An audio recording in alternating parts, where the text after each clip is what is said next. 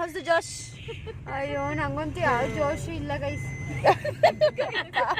ಇವ್ರಂತೂ late ಮಾಡ್ಬಿಟ್ಟವ್ರೆ. 9 ಗಂಟೆಗೆ ಆಟ ಆಡ್ಬೇಕಂತೆ. ಹೋಗಿ ನಾವು ಆಟ ಹೊಟ್ಟೆಗೆ ಬಿದ್ದ ತಕ್ಷಣ ಅವರೇ ಆಟೋಮೆಟಿಕ್ ಆಗಿ ದಿನ ಮಲಿಕತ್ತಿದ್ರಿ.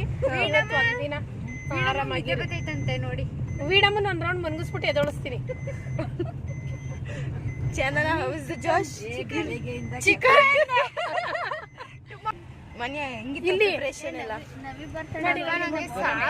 ಮುಂದೆ ಕನ್ನಡಪ್ಪ ಮಾತ್ರ ನುಂಗ್ಬೇಕು. ತಗೊಂಡಿದ್ಯಾ? ಅಯ್ಯೋ ನೋಡಿ ಗೈಸ್, ನಂಗಂತೂ ತುಂಬಾ ತಲೆನೋಯ್ತಿದೆ.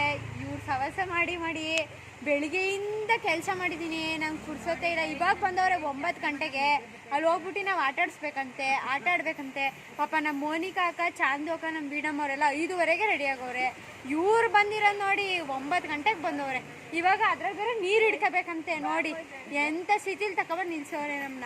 ತೋರಿಸಿ ಆ ಕಡೆ ತೋರಿಸಿ ನೋಡಿ. ಇವ್ರು ನಮ್ಮ ಬಾವ ನೀರು ಹಿಡ್ಕೋಬೇಕಂತ ಹಿಡ್ಕೊತವ್ರೆ. ಅದ್ರ ಬೇರೆ ಪೋಸ್ ಕೊಡ್ತಾರೆ. ಲೇಟು ಬಾವಿಗೆ ಹೌಸ್ ದ ಜೋಶ್ ಅನ್ನು.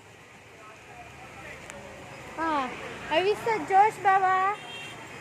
ಮಾತಾಡಿ ಸೂಪರ್.